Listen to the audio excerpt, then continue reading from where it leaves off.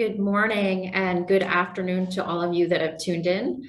My name is Sudha David-Wilp, and on behalf of the German Marshall Fund of the United States, I'd like to thank you for listening in on our election series 2021. This event is entitled Three Candidates, Three Visions, a readout of the first debate. We're really glad to have two great speakers with us to give us their readout of the debate and how it may affect the German federal election, which is unbelievably just less than a month away, and lots have happened over the past couple of weeks. So I'm going to have a short conversation with our two guests, Peter Kloeppel and Dr. Julia Schwanholz. And then I'd love for all of you to please post your questions in the Q&A box, which you'd find at the bottom of your screen, and I will get to them shortly. But let's first start with a few introductions. Peter Kloeppel was the co-moderator of the first TV debate this past Sunday of this year's election. He's a journalist, and he's also the head anchor of RTL Aktuell, a position he's held since 1992. Dr. Julia Schwanholz is a political scientist and a senior lecturer at the University of Essen-Duisburg. Her research focuses on the study of democracies, political parties, and parliaments, and she is an expert on German elections. Thank you both for joining us today. Peter, I'd like to start with you first. You basically had a front row seat to the debate, quite literally. And from your point of view, both as being in the same room, but also being a viewer and a voter yourself, what were your general impressions of the candidates and the atmosphere and tone of the debate? You're on mute. There you go. Sorry. No worries. I thought you would control all these things. You have three very different personalities. You have a rather young Green candidate with Annalena Baerbock. You have a seasoned Social Democrat with Olaf Scholz, and you have conservative with Armin Laschet, who is the prime minister of the largest or most wealthy state in Germany, North Rhine-Westphalia. Their personalities, of course, have shown very much in this debate. I would say that Olaf Scholz was kind of the most genuine because he just stayed how he has always been in the last years, which is kind of very, I would say, reserved. Sometimes he almost appeared remote. He was not very engaging and not engaged, but he kind of, and that's something that people criticize about him as well. He was a little bit like a little Angela Merkel in a way, trying to show confidence by being very calm and not being aggressive. Olaf Scholz is in that respect, true to his heart. I mean, Laschet, who everybody knew would have to become a little bit more aggressive is perhaps the wrong word, but he had to go on the offense because he's falling back in the polls. His party is falling back in the polls behind the Social Democrats. He had to use this debate as his starting point for the hot part of the campaign, which has definitely started last weekend. He needs to pick up votes. He needs to pick up confidence in the voters, even of the Conservative Party, who normally have been very trustworthy and very, sticking to their guns with that party. So he came out as being more aggressive than one would normally see him. And that showed in the debate, and it was not necessarily to his advantage. And Annalena Baerbock, as the third one, she kind of was like we have seen her as well, very lively, very engaged, and sometimes a little bit too rehearsed, in my opinion. But very much standing for her own goals and being the underdog in a way, because a year ago or 2 years ago, nobody would have thought that the Greens would even be willing to nominate a candidate for the chancellery. And here she is. She had to show that she's the right one and not her co-chairman of the party, Robert Habeck, who could also have been a candidate. So in that respect, I thought it was interesting to see these three personalities reflect what they are and unfold also during this debate when they were getting into discussions about the topics. I mean, you also know US politics, Peter. Did you find it interesting, or, it was hard for them to sort of go on the offense against each other personality wise? I mean, I think at your first question, if I'm not mistaken, people were sort of hesitant to put their foot in the water and say, why am I different? Why should you vote for me? I mean, I guess maybe. Well, we didn't even ask that. We said, why should the other guy or this lady be chancellor? What is it that doesn't whatever apply to them, or that makes them not qualified? And they didn't want to do that, which is, yes, a difference, I would say, definitely between the way that politicians act here and the way that we often see in politicians in the United States, where they're much more aggressive and much more confident in showing why they are the right ones and the other ones are all, I mean, they should all be left behind. So we tried that, didn't work. We almost expected that. Well, we still wanted to try it because we wanted to, raise the temperature of the water that they were standing in a little bit right at the beginning. Well, you both certainly asked a lot of questions. I mean, there were a number of topics during the debate, Afghanistan, child poverty. Was there some topic that you would wish you had time to also include, or were there topics, do you think, that weren't given enough time to really be sort of delved into properly? What we would have liked to do is grill them a little bit more in certain instances. We had prepared for that. But the time kind of went by so fast that we couldn't really do that. And part of that was also that we wanted to know a little bit more about their specific ideas about how digitalization in Germany should go forward. How could we become more modern as a nation when it comes to modern technologies, and what their ideas were also, to overcome problems that we have in our health insurance and in social security for older people. So there were topics, we kind of left behind on this 2-hour journey. If we had 3 hours, we probably could have covered that as well. True. Time, there was definitely time constraints, but you all did take a snap poll at the end of the debate. If I'm not mistaken, RTL polled like 2,500 viewers, and the results were such that 36% of those polled thought that Olaf Scholz won the debate, 30% voted for Annalena Baerbock, and 25% were in favor of Armin Laschet. In your opinion, do you think, did you expect those numbers while in the heat of the moment? Did you have a reaction as well about who won? I would have actually seen them closer, being in a narrower bandwidth, and I was surprised to see Olaf Scholz having such a distinct lead, even though 36 over 30 or 26 is not that much. But it showed again that the German public and the German viewers, they look very much for stability. The New York Times had this nice article today where they said, please don't be extravagant in the way that you present yourself. Don't show too much of yourself, just show stability, like how we Germans want to be seen. And that is what Olaf Scholz projected. And I think Laschet was not viewed as a candidate that people liked very much because he was more aggressive. At the same time, I always think, come on, it's politics. I mean, I don't want to throw around cotton swabs here. I want to see a lively, animated debate. And part of that is that we're sometimes also pushing a little bit. He did that. People didn't like it. Okay, that's just how it is. So, Julia, if you had been polled, do you think you would have had a similar reaction? How do you square the results of the poll to maybe your own impressions after the debate? Yeah, thank you for the invitation. Hello to everybody.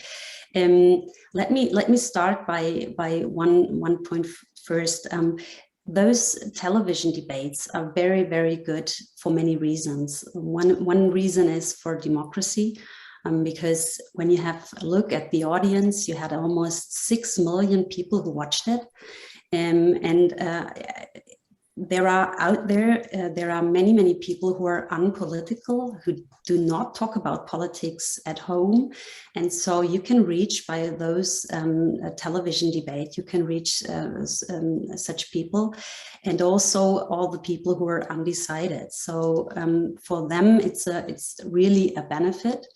And I was also a little bit surprised about the short poll after the debate, because Olaf Scholz, he was a bit boring, I would say. So not to be too hard, but of course, Armin Laschet stood against the wall with his back, and he had to offend the others, to distinguish himself and tell the others exactly what he stands for, what his positions are.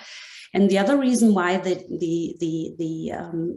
television debate was so helpful, I think, is that since or before the Sunday debate, people actually talked about, and also media reported about, the candidates, the personalities. And that was the point, the Sunday debate, when this changed, and we really talked about positions, about programs, and we went deeper into the discussion. So it was very helpful, I guess, to watch it and to get some ideas of some topics. I actually missed the digital transformation issue, which is actually a very important topic, as well as social politics. But we don't have time for everything, of course. But I mean, the race has been really fluid. I mean, who would have thought that the SPD would have leapfrogged to where it has right now? But do you really think that the debate could move the needle? Or I mean, there's two more coming up, but will these debates really make a difference? And I'll ask both you, Julia, let's start with you, Julia, and then go to Peter. But do you think people, I mean, Peter, you mentioned that there are, or Julia mentioned that there are some people that are undecided. I think I read somewhere maybe 10% of the electorate. Do you think these debates will change perhaps what somebody will cross off on the ballot, Julia? Actually, what we know from social science research is that attitudes are rather stable, and that means that people that this is a longer development. It's not that the polls afterwards, that's not surprising. It's actually a longer development that Scholz has such a success. But nevertheless, because we have to, at the end, we have to look at the coalition, the opportunities and the possibilities, how the political parties can collate. And so actually it's an open race, because when you have a look at the polls from today, then you can see that also Armin Laschet can be chancellor in, for example, a Jamaica coalition. So everything, I guess, is open, and it is as close as it never was before in history. Peter, what do you think? I mean, do you think, I mean, you're, you know, a political hand at, politics here in Germany. Do you, I mean, over the years, there are more undecided voters than before. Most people in Germany have party allegiance, but this is changing over the years. Now people vote for candidates and are undecided. I mean, you're right. A lot of people have a very strong allegiance to the party that they've always voted for. But it's more like 25 to 30% undecided voters at the moment. So it's a rather high amount. And these are the ones that need to be swayed and perhaps convinced that a party that they've not voted for before is now party of the year. What Julia said is absolutely right. The question is, of course, who will be able to form a coalition? And so we should not forget to look at the left party, the Linke. We should not forget to look at the liberals, the FDP, and see also how large the amount of voters is going to vote for the right wing party, AfD. Not that they will be in a government, but they will change perhaps the last percentage points of the majority that you need to form a coalition. So, yep, I think that the race is still open. I think that the next debates will also have, especially the one in 12 days or 10 days with ARD and ZDF, will have an effect, because we will have a really large audience then as well. And then, yeah, on the 26th, we will see how will fall how will all these parties fall into place, and who can go with whom and who wants to go with who? When you look at Olaf Scholz not willing to say, I do not want to form a coalition with Die Linke, with a left-wing party, this might make some people think, oh, do I really want to vote for the Social Democrats if they are willing to go with such a rather radical left-wing party like Die Linke, or should I then give my vote to somebody else? So these things will be still something that people will roll around in their heads, and will probably then decide in the last days. But we also have rather big amount of people who will be doing mail-in voting. They will start already, or they do start already now. So some might already decide now. Julia, I think you wanted to jump in there. Go ahead. Maybe I can just add one point. Sure. Because of course we have this stable attitudes, personal attitude, but at the same time we have more volatility. That means political party binding decreases over the past 6 decades. And that means that forecasts become even more difficult. So it's actually we're not able to really forecast the result of the 26, and that makes it very, very interesting, of course. I mean, both of you mentioned how fragmented the German political party landscape is. I mean, Peter, your point is that, you know, the Linke or the AfD may end up as spoilers for certain coalitions. So, I mean, what do you think the issues are in this so-called year of crisis with the pandemic, with the Afghanistan withdrawal? Julia and Peter, Julia, why don't you start? What are actually on the tops of voters' minds this year? So maybe I can start. When you have a look at the snapshot, what the society ranks at the top of the most important topics, then it is climate change today. At the second rank, it's the second position, it is the pandemic. And then on the third, it's migration that has to do with the Afghanistan crisis, of course. And then on the fourth position, you see the social inequality. And when you have a look at the main topics of the 3 candidates, if you can identify them, you can see that the external affairs are the most important, and Afghanistan is the most important topic to Armin Laschet. I would identify that for the television debate, and of course for the Greens and for Annalena Baerbock it was the climate change, and then for Olaf Scholz in the debate it was respect. He always was talking about or for the respectful society, and he combines that with the employment rate and also with the economy. So it's more social and labor issues, I would say. And if you have a look at the ranking of the society, then it's not really correlated to that. Peter, I mean, you could certainly add to that list, but maybe we can actually dovetail off of what Julia just said, because I do find it interesting that Olaf Scholz, with his message about respect, he sort of infused something into the public debate right now about what German society is. And as I mentioned before, who would have thought that the SPD would be, have this lead right now among the parties? Do you think the Scholz effect could last? And you mentioned a little bit before about his mannerism and how that appeals to the German voters right now. Do you think he can sustain this? Sustain his, that the fact that he's ahead right now in the polls? I definitely do think so. My feeling is also that he is trying to pass or have these 3 weeks passed by doing as little, because if you do little, you can't make many mistakes and let the others make the mistakes. So he's kind of waiting, hunkering down in a way almost, and hoping that the others kind of disqualify themselves. In part, they did already, as we have seen over the last 6 or 8 weeks. And he will try to continue to present this stable form of, I'm the Minister of Finance, I know what I'm doing, I'm the Vice Chancellor, and if you vote for me, then you will also have the Merkel rhombus, like he has shown it in the Süddeutsche Zeitungs magazine just some days ago. And he will not come up with anything that is earth-shaking or will bother the people and make them feel uncomfortable. he will just continue to project, yes, stability, and that is in a way not much of a program. In that respect, I'm always surprised that when Germans say climate change is my #1 topic, so why don't we have 40 or 50% of the Germans vote for the Green Party, who has climate change as their main selling point? In the end, I think these topics that people always say, which is what is important for them, are often also what they feel like what is socially acceptable. And it's always good and absolutely respectable to say climate change is an important point. And perhaps Afghanistan, the refugees, is also an important point.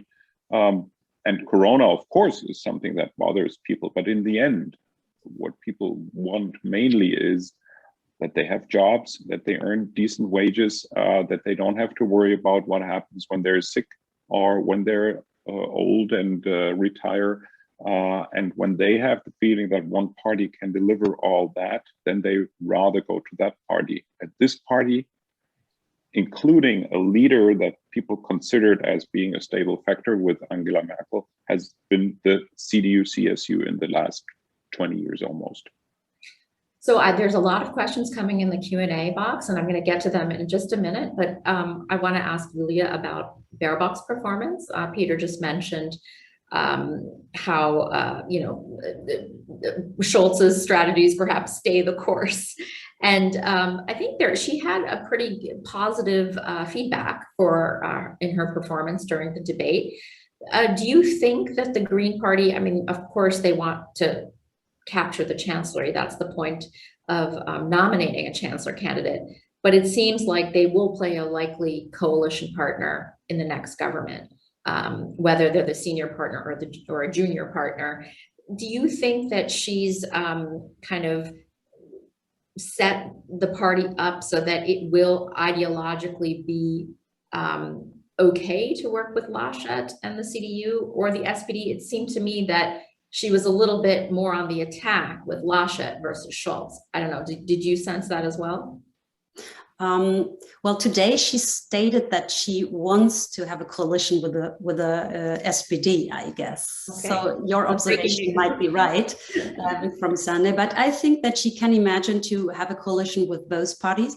It's actually in the election campaigning, you have to offend. You have to be a little bit aggressive, because in Germany we say Wahlkampf, which is actually not campaigning but sort of a battle. So that means, of course, you have to fight to win the election if you want to become chancellor. So for me, it's completely normal and correct that she's a little bit more offending, and that she has to distinguish herself from the other candidates. Because at the moment she's on the 3rd place, or as Peter said, she's the underdog. So she has to offend the others. But I think she's open enough to go into a coalition conversation with all parties, and then we will see what will happen. 2017, that was a disaster for the Liberals when they dropped. And so I think this time it's completely new, because the Liberals have to go into the coalition if they ask to, but they are far away from the Greens' positions. And so we will see when it really comes to an Ampel or to Jamaica, we will see what happens then. So there's lots of conversation right before. One more question to Peter, and then I'm going to go to the Q&A box. Peter, you mentioned that sort of Armin Laschet came in swinging. He was on the attack from the beginning. Do you think that was the right strategy? He had to do something to turn around the race after the big sort of, I've seen on Twitter the term Chucklegate in July, his, laughter caught on camera after those devastating floods when President Steinmeier was speaking. Do you think that was the right strategy, or do you think he sort of shot himself in the foot? No, I think the strategy was right, but the execution wasn't as good as the strategy was. I think that sometimes he fell into like these fatherly leaning forward position where his body language was sometimes a little bit off. And you could see, yep, that is just how he is. But in a debate like that, it wasn't necessarily helpful. And I think that quite a few younger people and also women did not feel comfortable when they saw that. One last point I just want to make is, because I forgot that at the beginning, what I thought, because I just talked about the young people, there was a huge amount of young people watching this debate. That also gives me hope that we have like a new political conscience growing here in Germany, and consciousness as well. I think when you have an old hand politician like Armin Laschet, he might not be in his ways the one that young people would flock to and say, yeah, that is the kind of guy that we want to have. Okay, well, I'd love to get your thoughts on that too, Julia, but let me get to some of these questions. And this is the German Marshall Fund, and so there are some foreign policy questions. I'm going to group two of them together, and you both can take both of them, or we can split them up. One is Russia and China. Do you see major differences among the chancellor candidates? And then if the SPD continues its lead, how will that change with regard to European policy? Do you think an SPD-led government would change Germany's outlook on the European Union? Who would like to start? And you don't have to answer both of them. Julia, so I don't feel so much as an expert for Russia and China, although the external relations are quite important to Germany, of course. So let me start maybe with the European role. I think that Scholz, as a finance minister and vice chancellor, has a very respectful position in the European Union, and I think that it will be an ongoing, very trustful and peaceful cooperation. So he stands, and his party stands for being in favor for a strong European Union, and so I'm absolutely convinced that this will be a very good ongoing cooperation relationship. Peter, do you see differences when it comes to policies with Russia and China? Yeah, I'm also not a big expert in that, but what we have seen in the last decades, especially since China has become much more of a global player, or is one of the biggest global players now, is that Germany tries to find its role in connection to China, seeing it as a major trade partner. We are exporting goods in value of billions of dollars every year. We want to keep that relationship going. At the same time, we see also, we have seen, and we will see in the future as well, a certain feeling of responsibility to always talk to China in a friendly way, where we can say, yes, friends also sometimes have to tackle tough topics like human rights situations, and a lot of other things that we as Europeans take for granted, and that in China are just not being taken for granted when it comes to press freedom and like I said, human rights. I don't think that the course will change very much. It will be interesting to see, depending on which government it's going to be, if it's more of a left-leaning or more of a center-leaning government, how the relationship to Russia will be.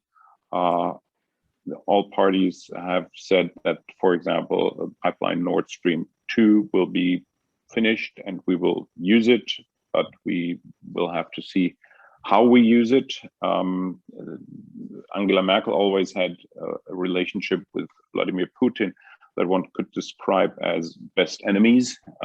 They were talking with each other, they were talking continuously, but they were also having their spats, and I think this will continue. But I do not think that Germany will turn away from Russia, definitely not turn away from China. And what Germany will do is they will always try and become stronger in talking with a unified voice from Europe. So I think that the connection between Germany and its main allies here in Europe, France mainly, will become stronger, and they will hopefully form a joint position when it comes to tackling the future challenges with these two nations. Okay, so we're going to turn back to domestic politics, and there is a question here about the AFD. Julia, why don't you take this one? Do you think the debates, or just sort of even the current performance of the candidates and the parties, will have an effect on the trajectory of the AFD? I mean, they've sort of imploded in the past couple of months.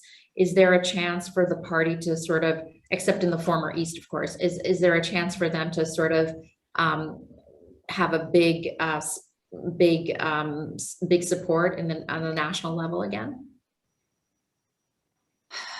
Okay, we see that the AFD established as a right-wing populism party at the political system of Germany. So they are sitting in each and every federal parliament, and it's very likely that they will be re-elected to the German Bundestag. So when you look at the polls from day to day, but nevertheless, they are surprisingly quiet in this election campaigning.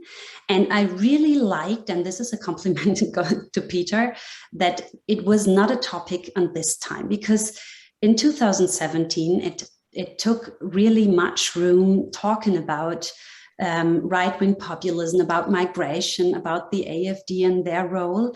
And I think not talking about them means they're not so relevant anymore. Nevertheless, I expect them to be part of the political system in the near future. And yeah, sometimes it helps that they have to show their solutions, and for a number of really pressing issues, they do not present any solutions. So they don't really have an economic program. They don't know how to go on after the corona pandemic and so on. And so you see that there are some gaps in their program. And I think that's the best way how to deal with right-wing populists. Okay, so on to another sort of smaller party in the system but may have a big role this year.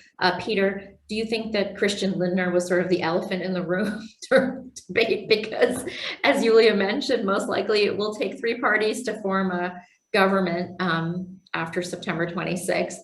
And the FDP looks like it may be kingmaker somehow. How is the FDP going to change the equation when it comes to coalition talks, either in a Jamaica or in an Ampel? What do you think they're going to, stand firm on? Yeah, I mean, Christian Lindner is not an elephant in terms of physical stature, but of course he and his party know what their role will be in the end. I mean, nobody, in my opinion, will be able to pass any talks without, I mean, nobody can ignore them. Let's put it this way. If you have some coalition possibilities, the FDP has never said that they would love to do a coalition with the Social Democrats. They say that their normal natural partner is the CDU-CSU. So if there are any talks like that, I think they first happen between the CDU-CSU and the FDP. But we've seen that 4 years ago. FDP, CDU-CSU, and the Greens started talks, and the FDP dropped out after a couple of months. I don't think that this will happen again. So if there is a chance that a coalition can be formed between the three, I would think that the chances are bigger now. They will take each other more seriously. And I do not think that Christian Lindner would feel very happy in a coalition, what we call here the traffic light coalition, with a red, yellow, and green party, so SPD, Liberals, and the Greens, because he would definitely be the most conservative and the most middle of the road party, while he would have to kind of battle then with the a little bit more extremist views of the Greens, especially when it comes to climate change, and even more when it comes to taxes. And that is one of the sales arguments of the Liberals, that they say we are the party that wants to rather lower taxes. Meanwhile, both SPD and Greens say we will probably raise taxes. And that, I think, will be one of the turning points if there are any talks, because I do not think that they will say, we're not going to do that, and the FDP will for sure not become the party that wants to raise taxes now. Julia, what do you think? Maybe Olaf Scholz will actually appreciate to have Christian Lindner on his side on certain debates. Yeah, well, he's the leader of the party, but he's not the only person in the party. Of course, he's in the front row, but nevertheless, when you listen to Mr. Wissing today, for example, he's quite more open to collate with any other party. So I think we have to wait until they start the conversation, and then they have to move in a way, because they don't have a second chance to drop out again. So I totally agree to Peter in this point, yes. And here's an interesting question from somebody about Chancellor Merkel. I mean, she's now starting to come out and support Armin Laschet. Do you think she could perhaps help with her standing to turn around the race if she really goes out and campaigns more for the CDU? Anybody? Yeah. I mean, what we have heard is that she will do some campaigns, go to 2 or 3 places or so, and be on the same platform with Armin Laschet. But she has said before that she doesn't want to be part of a major campaign that shows her face, because she says, I am the past, even though I am still chancellor, but I'm out. Let the new guys come in, let them fight for themselves. And in a way, she is right. Seeing now where the party stands and where Laschet stands, she might have regrets that she hasn't shown more of an allegiance to him. It could be that she will appear on more things that will show the strengths or whatever weaknesses of the CDU, or where she can kind of become again more of a fighter for this party. But I am reluctant to say that she will now come all out and be visible everywhere and take away some of the spotlight that needs to be placed on Armin Laschet. What do you think, Julia? And let me add one question to that too. In addition to, using Angela Merkel to help with the campaign, do you think this is a question from the UK? Do you think the so-called Red Sox campaign that the CDU-CSU is trying to push this narrative out will be successful, or is it doomed to fail? Okay, let me answer that first. It's a quick answer. Negative campaigning is never a good thing. We know that from many experiences, and I don't think that they will succeed with this campaigning. Nevertheless, we know that there are many people who are a bit afraid of red, green, red. So we never know, but I think Die Zeit tells that it's not, we all should not be so frightened about that anymore. So we will see, but let me come back maybe to the campaigning question, Angela Merkel. I was a little bit surprised when German newspaper interpreted performance as becoming Merkel 2.0, because actually, he is what he is, a Hanseatic, a little bit technocratic, very down-to-earth person with a lot of experience, but with his own style. And what we saw in 16 years, Angela Merkel, in my opinion, she social democratized more and more. So when you have a look at the results, the laws, then you see minimal wage, for example, minimal income, then you see parental money, then you see same-sex marriage and things like that. All those have been projects of the Social Democrats. So I would say that she moved closer to the SPD than Olaf Scholz, as a vice chancellor, moved to the conservatives, to the union, to the Christian Democratic Union. So I was a bit surprised about this sort of interpretation that he becomes Merkel 2.0. For me, it's even more easy, or could be easy for Armin Laschet to distinguish himself, to say, well, when you vote for me, then you have stability. There will be no departure, no reforms like the Greens want to achieve. But at the same time, I'm more at the right part of the party. I'm not social democratic as Angela Merkel was. And so I'm more opponent to or offending the AfD.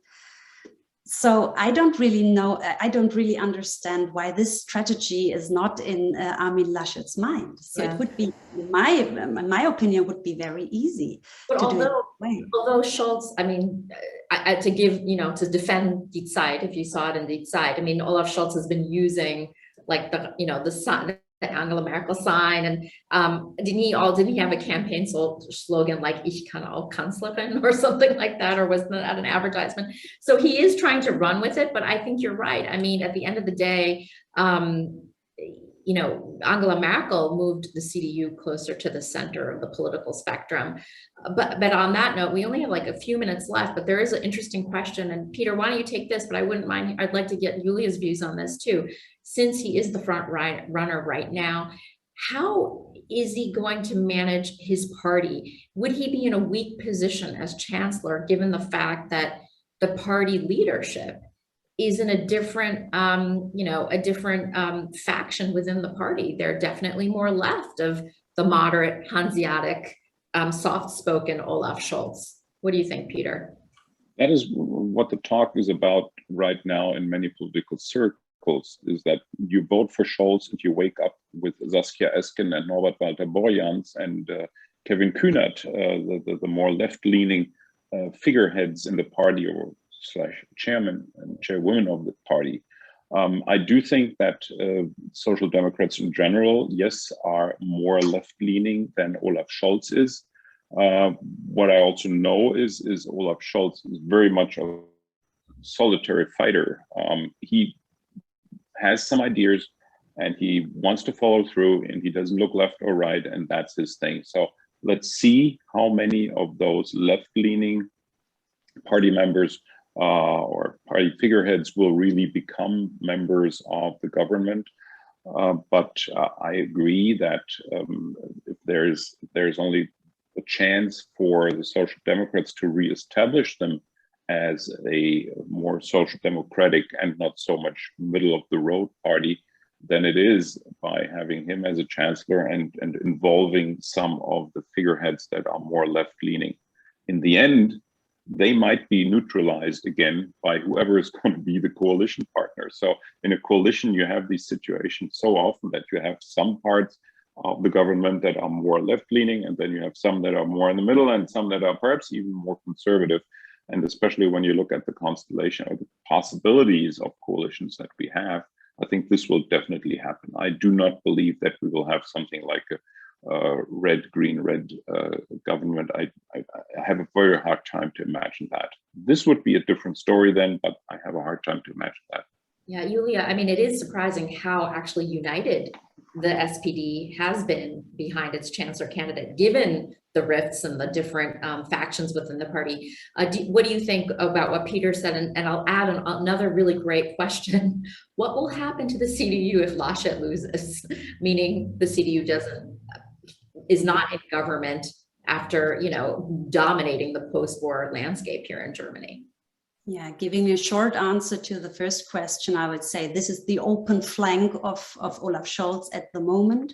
So it will be very interesting how he deals with this question, because of course it is difficult if you have inner party differences, and which is untypical for the SPD at the moment. They can keep the fire low, so to say, because they took the decision that he will be chancellor candidate, although he lost the race for the party leadership was long ago. It was in 2020. So that might be the reason, but nevertheless, it's an open flank. And the other thing, what happened to Laschet? Yeah, that's a very good question. Or more, what will happen to the party, to the CDU? Will they go and lick their wounds? Will Laschet remain head of the party? Do you think there'll be some, bickering out? when you imagine a Deutschland coalition, Germany coalition, then they would govern. It's another situation then. It depends on how the majorities are, whether the CDU wins, then it's Laschet, the chancellor. And if not, then not. But next year, there will be the federal election in North Rhine-Westphalia. So the very important question then is, if he loses the chance as a chancellor candidate, whether the union will proclaim him against for becoming the next, or having the chance to become the next minister president in North Rhine-Westphalia. And I cannot imagine that, actually. Yeah, that's a really good point. I didn't even realize that. So we're out of time, but I'm gonna, as the moderator, I think I'm gonna ask one last question. And it's a short question. We'll take some bets, not on who's gonna win, but how long do you think the coalition negotiations will take? Are they gonna be short and sweet, or is this gonna be a long and dragged out process? What do you think? Peter, we'll start with you. I think it's going to take some time, because they first have to figure out who they will start to talk to. I mean, they will first, of course, like stretch out their feelers and see, okay, this and that, and before they can really then start making coalition talks a reality, this will be at least 4 to 6 weeks, in my opinion.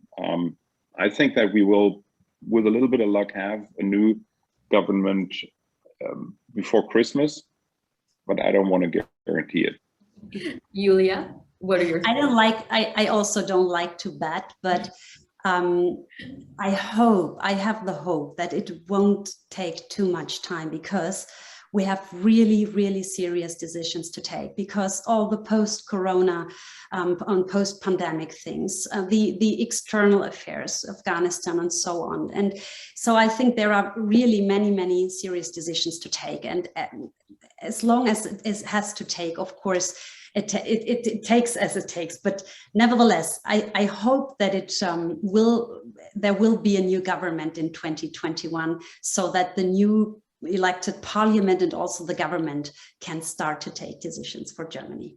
This is so true. Thank you both, Julia, Peter. I could go on longer, but it's been a pleasure talking to both of you. Enjoy the rest of your evening. And to all of you that have tuned in, thanks for joining us, and enjoy the rest of your day. Thank you. Bye-bye. Thank you. Thank you. Bye-bye. Bye-bye.